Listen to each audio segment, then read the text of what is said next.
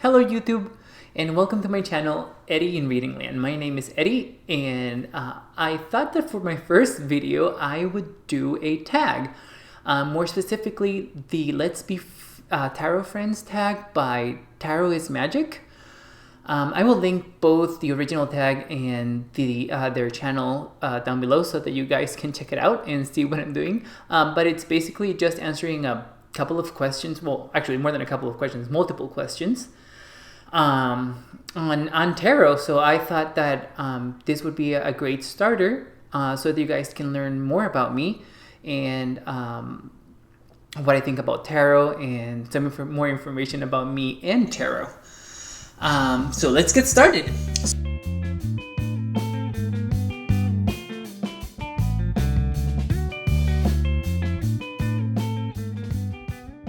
I have my notes over here, so in case you see me going facing down, or it's because I'm just reading my notes. But the first question is, what type of art are you looking for in a deck? I narrowed it down to 4 different things. I like elegant, stylized, fantastical, and colorful art. But I also do have other tarot that are that don't fit this criteria quite well. But a very good example of these 4 things in the tarot that I like would be the Shadowscapes Tarot by Stephanie Puy-Mounlon. This is also my favorite tarot ever. It's mass market, so you guys can get it whenever you want. It's fairly cheap too, so there's that too. Okay, so question number 2. What do you search for in a deck?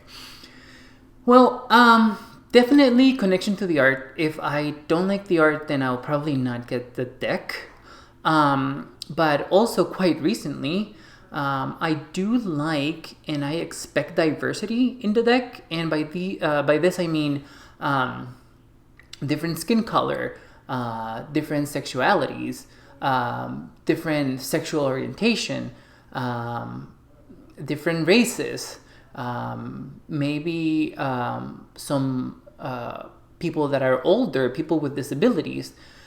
Just something that shows me my day-to-day in the tarot. It's a lot easier to relate to the cards that way. So yeah, let's see. Question number 3. What deck are you most intrigued by right now and why? This is very easy. I've been working with the Tarot of Vampires by Ian Daniels all year. I've been reading the book Phantasmagoria, and it's extremely fascinating. His writing is very detailed, very, very, very knowledgeable. I do not agree with everything that he's saying, but it definitely opens up my mind, and it definitely opens up my creativity and my way of reading tarot, trying to see the tarot in a different way. The art style is beautiful. It definitely has all of the 4 things that I mentioned before. It's also the only... No, that's not true. It's not the only vampire deck that I have, but it is the only vampire tarot deck that I have. I have another oracle that is vampires. But yes, so the Tarot of Vampires by Ian Daniels. The art can be quite mind-opening. And it can also be a little aggressive, but not in an unhealthy way. Some of the cards they seem very powerful, very, very active, very fire energy. So I'm really enjoying working with it, and I haven't finished the book yet, but I'm sure that I will, and I'm sure that I'll have a review as well on the channel if you guys are interested in hearing my thoughts about it too. Question number 4. Is there a card you always check out first and why? Yes, the Strength card. Because it's the card that I most relate to myself individually.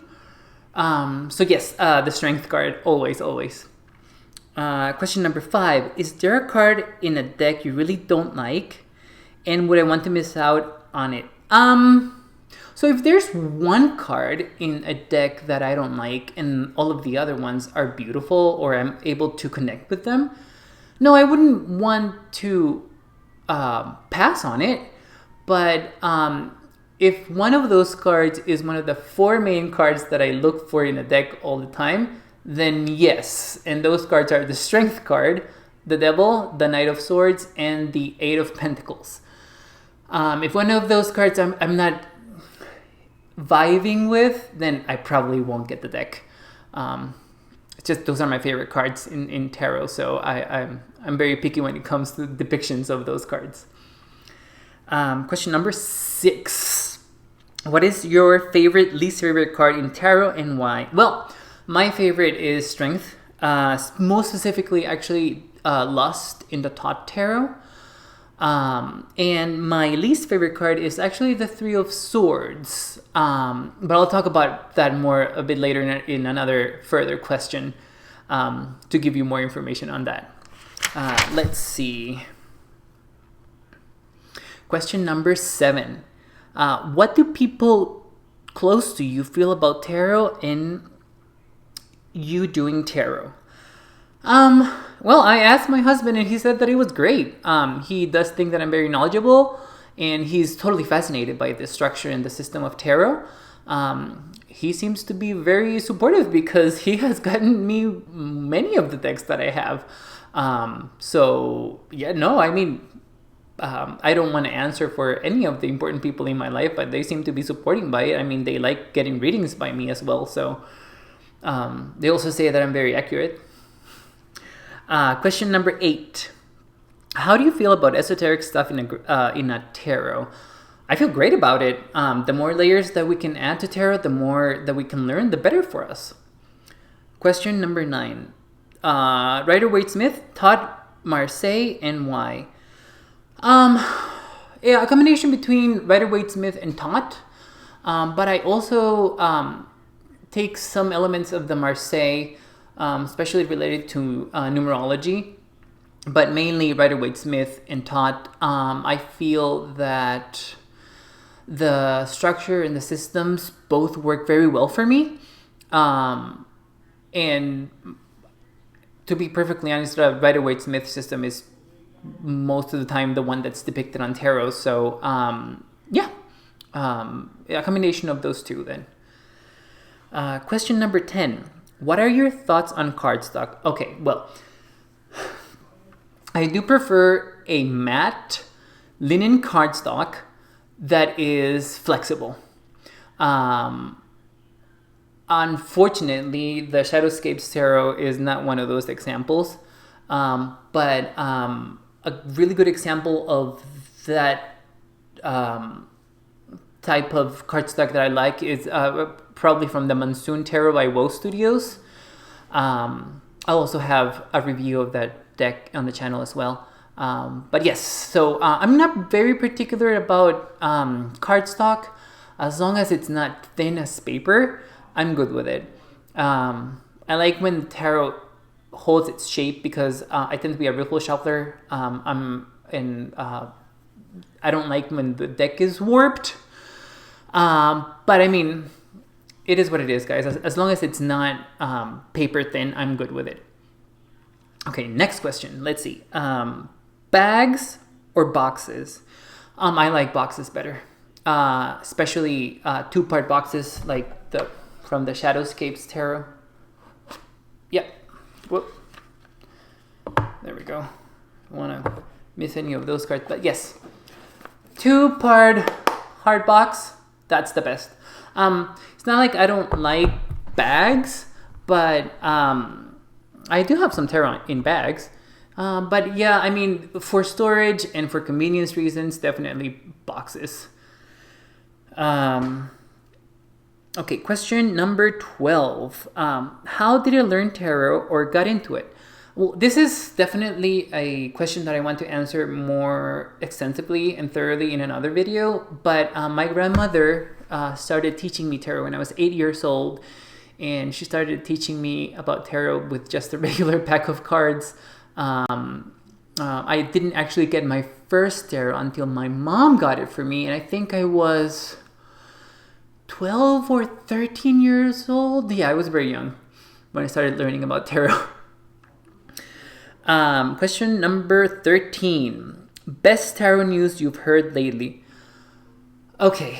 Sia Hunt is right now working on the Children of Yule tarot.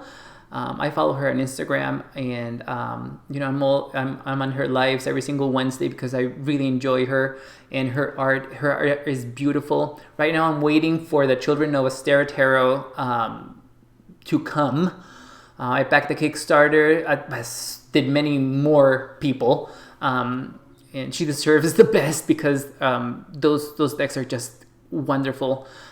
She also did the Children of Letha, which I have, and the Nameless Tarot as well. But yes, best news ever. Whatever she wants to put out as tarot, the better. Okay, so question number 14. How many decks are on your wish list? Right now, 3 decks. The Sakura cards by Shimelte. Hopefully I'm pronouncing that name right. And the New Voice and the New Choice Tarot by, what is her name? Rosario Salerno. I believe she's an Italian artist. But yes, if I do purchase her Marseille deck, it will be the only Marseille deck that I actually have. But it's just so beautiful.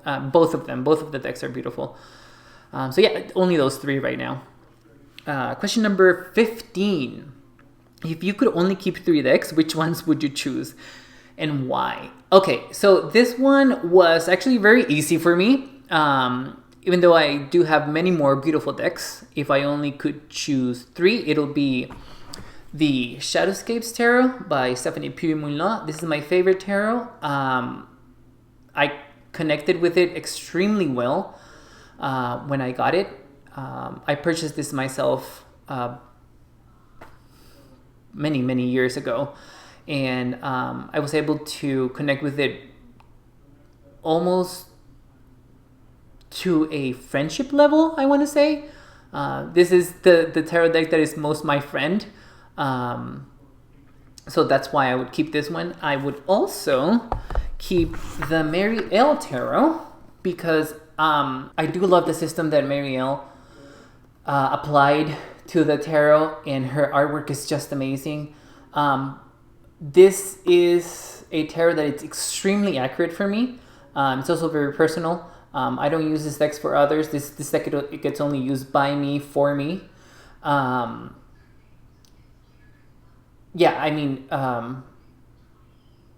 it's just another experience and another sort of layer that I use while reading this tarot.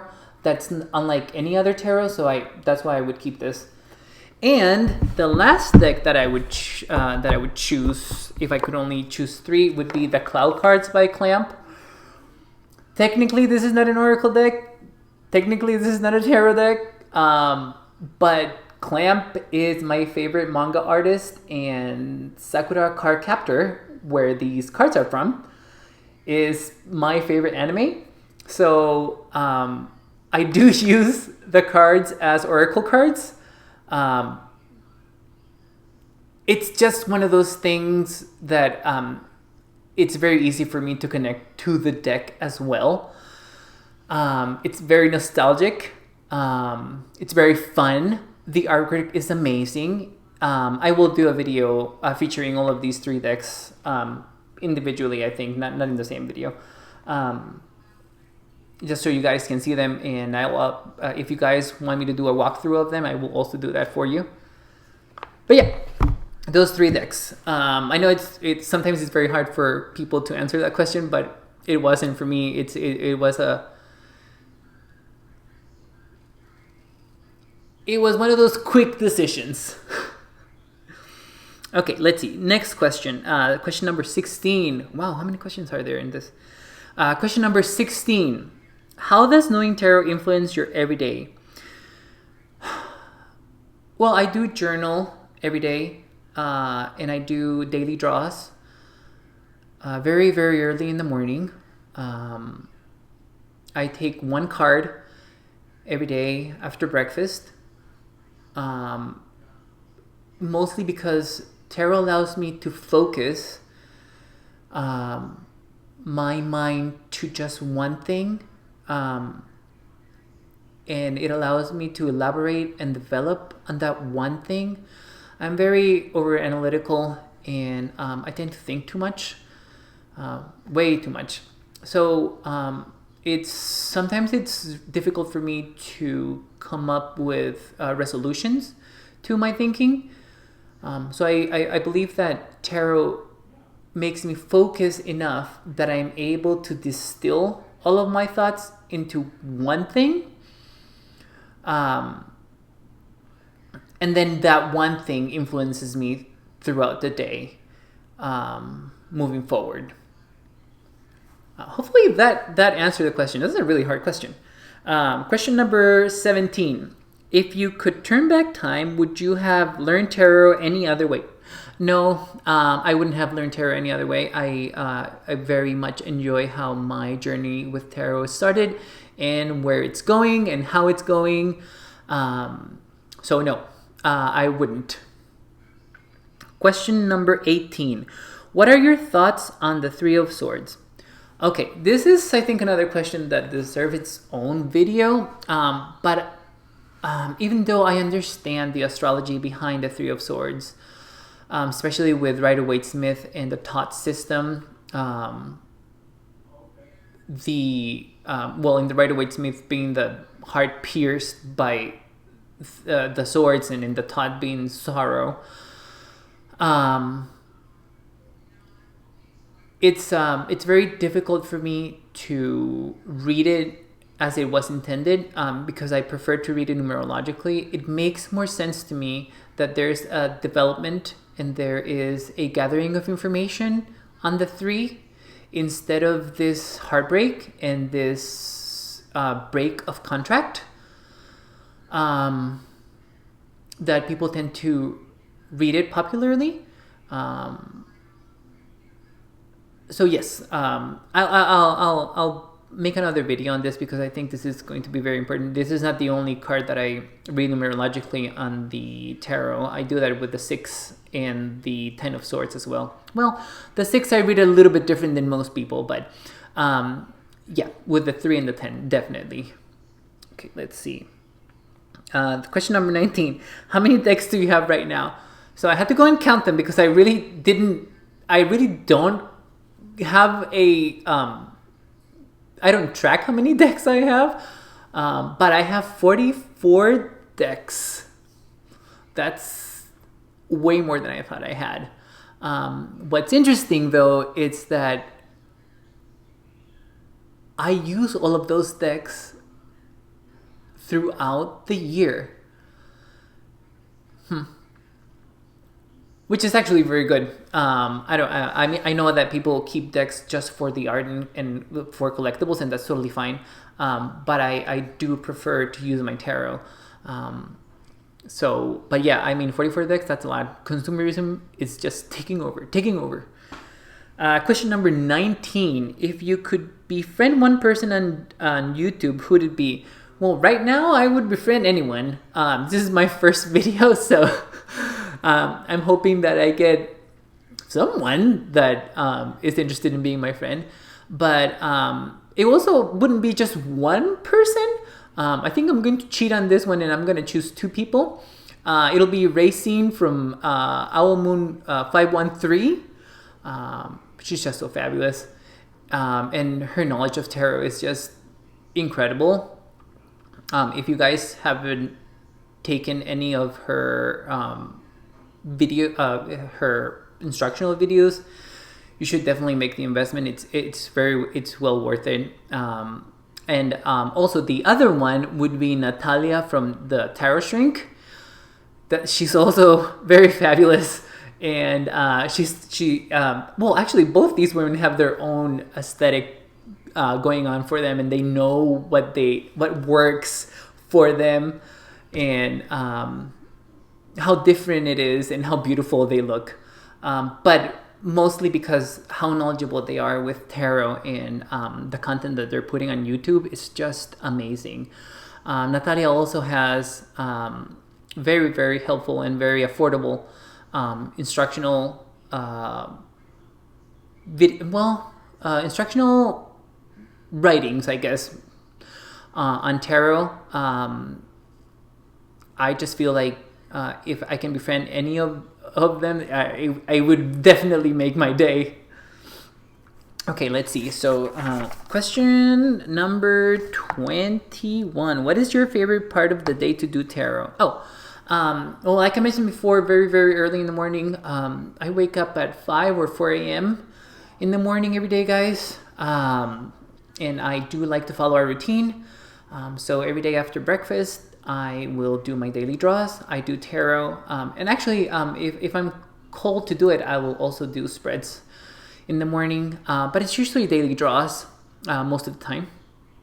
And let's see. The last thing, it's a confession. Let's see. I don't have a copy of the original Rider-Waite-Smith deck by Pamela Coleman Smith and Rider-Waite. I don't like the artwork. I certainly have clones of the deck, but the original artwork by Pixie, it's not very appealing to me. And hopefully that's not a very unpopular opinion. I like the system though. The structure that Rider-Waite created, it's actually excellent. It's just the artwork just doesn't very much vibe with me or my aesthetic. But it seems that those are all of the questions. Hopefully you guys like this video, and let me know if you agree or disagree with any of the answers that I gave on the video on the comments down below. But thank you so much for watching my channel, and hopefully I'm able to create more videos for you guys. This was actually very, very interesting and very fun. But thank you so much for being here, and I'll see you on the next one. Bye bye, YouTube.